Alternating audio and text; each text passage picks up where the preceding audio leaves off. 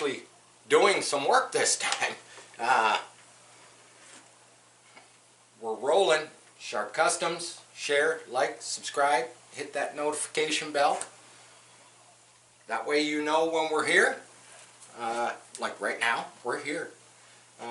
Just working on the quarter scale GT40. Thought I'd do a little video. Let me just finish using up this this filler.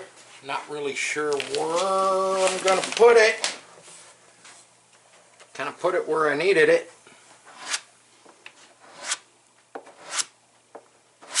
So I'm thinking these little squares, which are actually like a hood latch. There was one up here at the front that I already buried. A hole.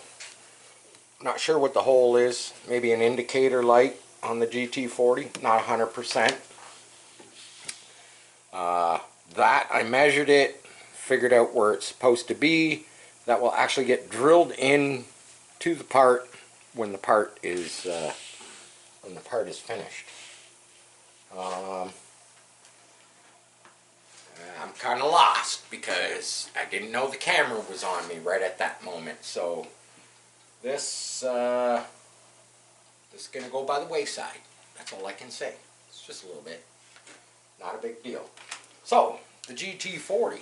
So what I've been doing is, as you can see, lots of butter. Just look at my hands. Yes, I use my fingers to actually apply it into these little crevices. Now these I have blocked off. They actually went a little deeper, but because they went so deep and they turned under, I can't have any lock points when I create the molds. Same as these holes here, kind of fill them up a bit. I'll sand them out so just the edge kind of protrudes, because really all I need for the molds is defining lines to show me.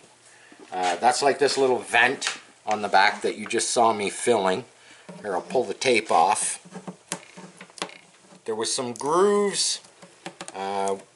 There was some grooves where the 3D parts had been glued together, and personally myself, I don't like deep grooves because that just gives access to resins to fall into, and if the resins fall into there, they get locked in, and it just makes it harder to get your parts apart.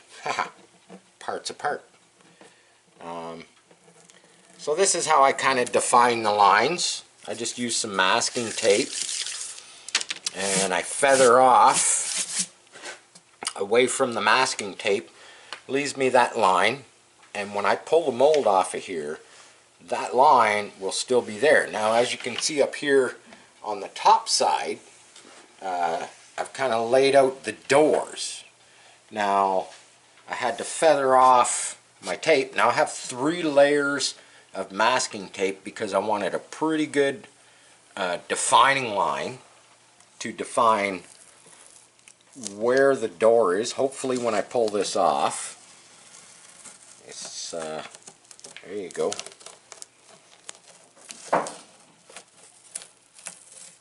Of course the tape is getting stuck, but that's okay. It's okay, we'll just come back the other way. There we go. So now we've got a defining line for the door. Now, the door will be a little below, but it's like literally 3 layers of tape. But that gives me my defining line, because in the big scheme of things with this particular project, the idea, so you know, I'm almost there. I'm almost ready for the next few coats of primer, and after those few coats of primer, it'll be little touch-ups here and there, and then finally we can get it into paint. This is not the final product. This is technically the mold or the buck. We are going to create molds from this, and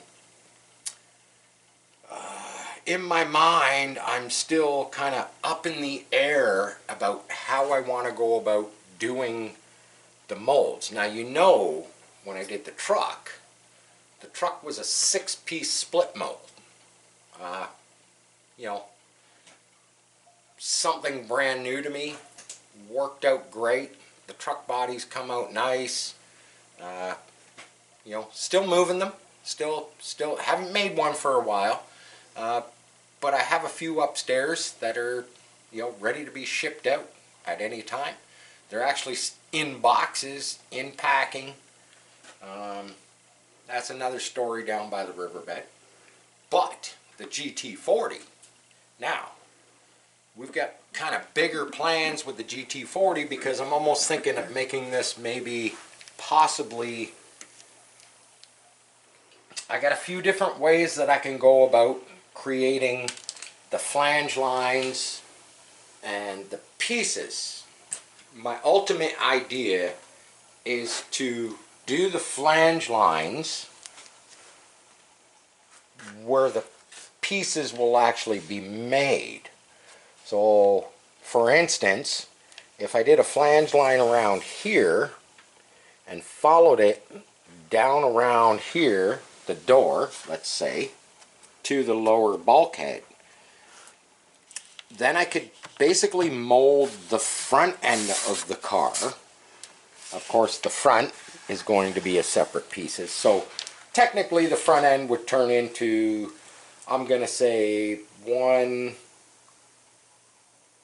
at least 2 pieces of split mold. But I could produce those individually. The same as the center section, the monocoque.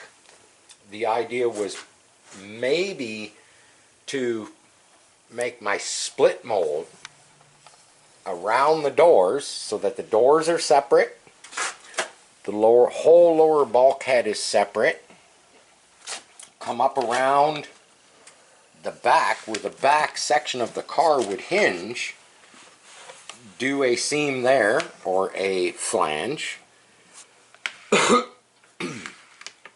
That way I could concentrate on making individual mold pieces.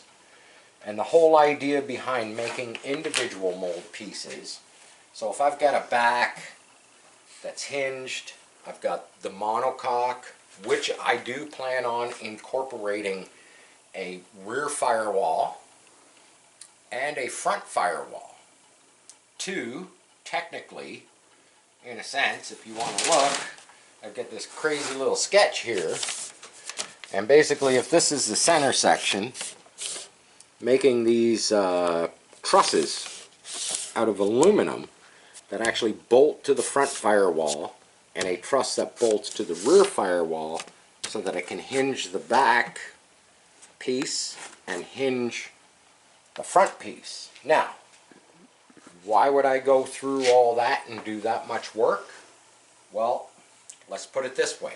If I've got just a center cockpit, a front piece, and a back piece, I should have pulled out my 1/12 scale model of a GT40 that I bought for reference, and I could have showed you, because you can take the center and you can stand it up on its end, and the back fits over it perfect, and the front fits into it perfect. So, for packaging reasons and shipping to other people, to me it just makes sense.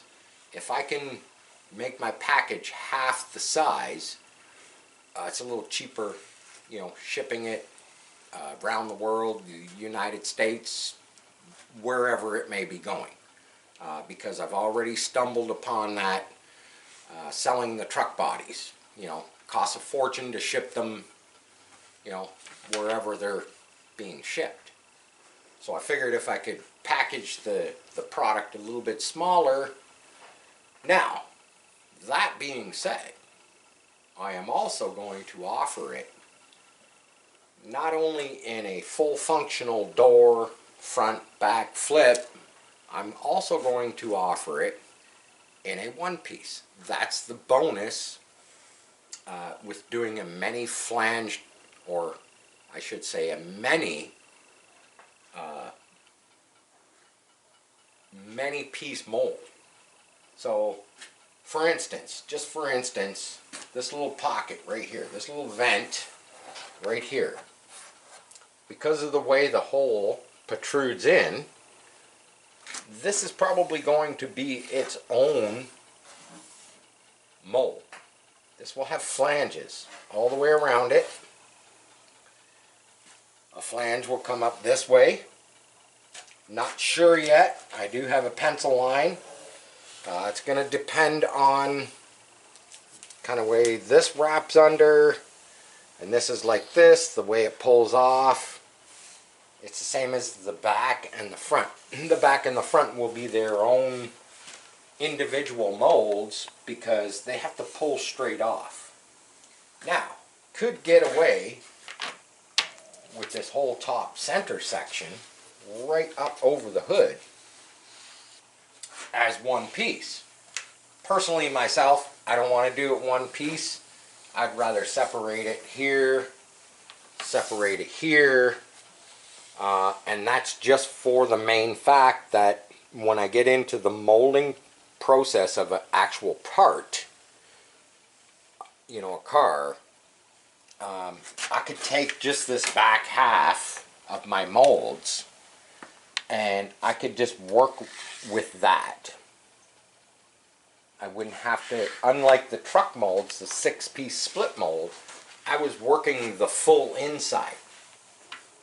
Whereas if I break this into separate components, I can mold just those separate components. Or I could just put all the pieces of the split together and create a one-piece shell. And that's what I'm going to be offering. I'm going to be offering a one-piece shell or a functional flip, doors. That's kind of the game plan. Let's pull this tape off. See how we made out with this one. Of course, you know, the multi-piece mold, it's a lot more work. It's a lot more time. It is kind of what I want to do. It's what I've been thinking about the most as far as doing just a one-piece shell. That's fine too.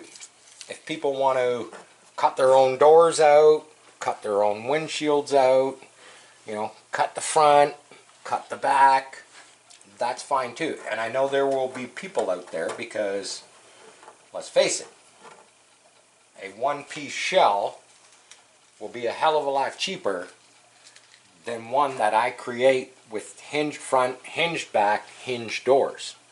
You know, with aluminum trusses mounted to the monocoque.